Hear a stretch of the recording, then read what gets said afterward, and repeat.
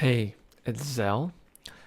Today I want to tell you about an update to Learn JavaScript and a big decision that I've made. I have made the decision to restructure Learn JavaScript.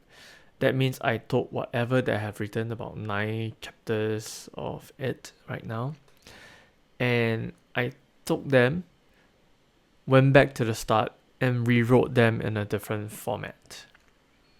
This was a very difficult decision for me because I originally wanted to complete and release Learn JavaScript by July 2018. If I did the restructure, I would not be able to complete the restructure. Second, I am afraid that I will portray the image that I don't complete my projects by the deadline that I've set. And that means people who invested in the pre-orders will never get their products in time. So I'm afraid that you will think badly of me if I do the restructure. But I still went ahead with the restructure. Now the question is why? To understand why I went ahead with the restructure, we have to talk about what the previous structure was. So I created Learn JavaScript originally to help developers who had problems learning JavaScript learn JavaScript once and for all. And the problem that I noticed with most courses out there is that first, they assume some sort of knowledge that you might not have, which is why things go over your head. Second, most courses covered only theory and not enough practical, which is why most developers don't really know how to think like developers, and they forget what they learn and they don't really know how to apply what they learned through the books and courses out there. So my solution is to teach you how to build 20 components step by step. And to build these 20 components, you require very strong JavaScript fundamentals. So I made it a point to cover every single thing that you need to know. Originally, I thought that would be about 20 to 30 lessons of fundamentals, so I could slot in practical lessons relatively easily. But when I started writing, I discovered that that is not the case. It eventually ballooned to over 50 lessons, just JavaScript basics alone. Then only after 50 lessons, then I teach you how to start making components. Even if I start talking about this way, even if you are not in the course, you can see how that becomes a very big problem. Because 50 lessons is a lot. It will overwhelm any student who has not touched any JavaScript basics yet. It's just that I didn't foresee the problem earlier because I have not started writing the course yet. But after writing the course, I discovered the problem. I discovered the problem when I was talking to the students in the community when they went through the course. And once I discovered the problem, I knew I had to restructure. And I had to do the restructure even though I might not meet the July 2018 deadline. Why do I have to restructure? Well, the decision is easy for me to make at this point because I promised my students that I will teach them JavaScript. I am here to do everything I can to smoothen the learning curve. It doesn't help if I overwhelm them with JavaScript basic knowledge. So that is why I had to restructure. And I broke the nine modules that I've already written down into simpler modules.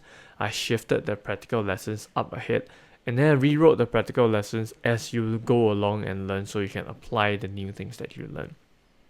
That is what I did, and that is why I did the restructure.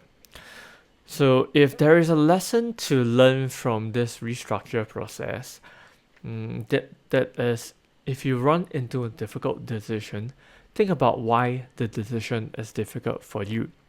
For me, it is a struggle between completing the course before the next launch, and therefore it leads to the amount of money that I can possibly get, and therefore, along the same time, the the perceptions of the people who have bought the course and the perceptions of people who have not bought the course. So there's a struggle in there of how people think of me and my gains versus my students' learning process. Then once you identify the struggles that you have, identify the path that aligns with your intention for whatever that you're trying to create for the project. For this project, my intention is to help students learn JavaScript. Making money is a secondary thing. Once the intention is clear, making the decision to restructure is a no-brainer for me. I had to make it, even if it means I have to push the launch dates to a later time. I mean the completed launch dates to a later time, and even if it hurts sales in the process. So that is why I have to do it. Now, if you are curious about whether Learn JavaScript will be postponed, don't be worried. I will still open up Learn JavaScript in July 2018 as I promised, and you will be able to join. The thing that applies is in July 2018, I might not have completed the entire course yet. So when you join, you'll have access to whatever that is already created, and you will be able to get new lessons as I create them. So that is what you'll get in July, and I welcome you to join Learn JavaScript if you're okay with that. If you want the entire course to be completed before you decide to join, then you will have to wait till the next launch, which I don't have a date yet. I mean the following launch, which I don't have a date yet. It might be in 2019 for that. So that's it for this video. I hope this video gives you a better understanding of what I am doing with Learn JavaScript and how I operate as a course creator and as a teacher.